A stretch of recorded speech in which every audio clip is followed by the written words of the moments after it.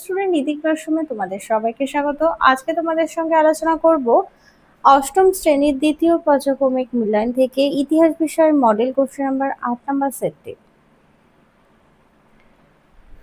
প্রথমেই এক দাগে আছে দাদন বলতে বোঝায় অগ্রিম অর্থ। ২ আছে চিরস্থায়ী বন্দোবস্ত চালু করেন কর্নওয়ালিস। ৩ সতীদাহ প্রথা নিষিদ্ধ করেন উইলিয়াম বেন্টিং। ৪ আছে আর্য সমাজের প্রতিষ্ঠাতা হলেন দয়ানন্দ সরস্বতী। আর ৫ আছে জাতীয় কংগ্রেসের প্রথম সভা বসেছিল বোম্বাইতে।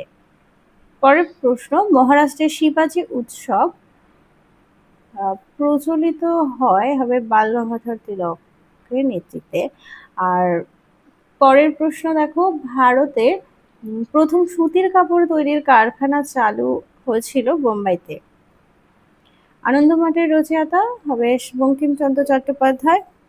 আর এনফিল্ডের এক ধরনের হলো রাইফেল। ১০ বুড়ি বালামের যুদ্ধের নায়ক। ১০ আছে বুড়ি বালামের যুদ্ধের নায়ক হবে সূর্য সেন। ২ আছে ক স্তম্ভের সঙ্গে খ স্তম্ভ মিলিয়ে লেখো। প্রথমটি আছে সাঁওতাল বিদ্রোহ হবে ১৮৫৫। আর রেলপথ নির্মাণ প্রকল্প হবে অপশন সি দাগ ১৮৫৩। আর সুরাট অধিবেশন হবে ১৯০৭। আর রাজা রামমোহন রায় হবে সতীদাহ বিরোধী আন্দোলন।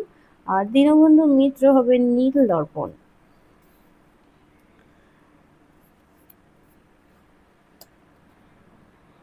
এরপরে আছে বেমানান শব্দটি খুঁজে বের করো। প্রথমটি হবে দয়ারাম সরস্বতী, দ্বিতীয়টি তিতুমির, আর ৩ দাগে হবে ইন্ডিয়ান লীগ। তো তারপরে আছে নিচের বিবৃতিগুলো ঠিক না ভুল লেখো। তো ক্ষুদিরাম বসু প্রফুল্ল চাকি কিংসফোর্ডকে মারতে গিয়েছিলেন, এটা ঠিক।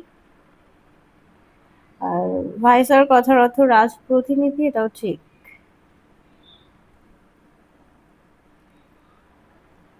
চলে যাই ৫ দাগে। ৫-এর ১-এ আছে রাট কথাটির অর্থ কি হবে কৃষক। ২ আছে দাক্ষিণাত্য হামলা কবে কোথায় হয়েছিল ১৮৭৫ খ্রিস্টাব্দে কোনা। আর আলিগড় আন্দোলনের জনক কে ছিলেন স্যার সৈয়দ আহমদ খান। বাঁশের কেল্লা কে নির্মাণ করেন হবে তিতুমির। ৫-এ আছে অনুশীলন সমিতি কে প্রতিষ্ঠা করেন সতীশচন্দ্র বসু। রাখি বন্ধন কবে পালন করা হয় হবে ১৯০৫। আর জাতীয় কংগ্রেসের প্রতিষ্ঠাতাকে অ্যালান অক্টোভিন হিউম। ৬ আছে সূর্যাস্তায়ন কি, এই উত্তরটা আগেও দেখানো হয়েছে। ২ আছে সম্পদের বহির্গমন বলতে কি বোঝো, এই দুটো প্রশ্নই আগের সেটে দেখানো আছে। তো সতীদাহ প্রথা কি দেখিয়ে দিচ্ছি।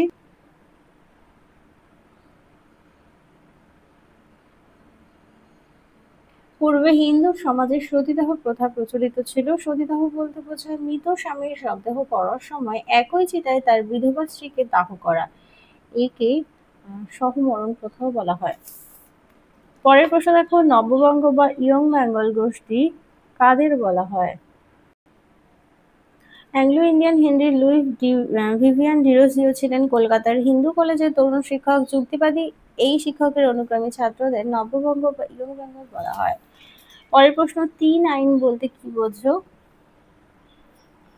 এটি হবে ১৮৬৬ খ্রিস্টাব্দে ব্রহ্ম সমাজ প্রতিষ্ঠা হবার পর থেকেই কেশবচন্দ্র সেনের নেতৃত্বে বাল্যবিবাহ, তারপর বহুবিবাহ এবং অসহবর্ণ বিবাহ বিষয়ে ব্যাপক আন্দোলন গড়ে ওঠে। তো একেই ৩ আইন বোঝায়। এরপর আছে ৩ আইন বলতে কি বোঝো।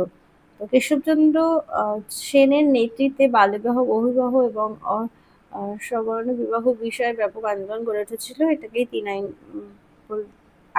বলতে বোঝায়। পরের প্রশ্ন, সভা সমিতির যুগ বলতে কি বোঝো।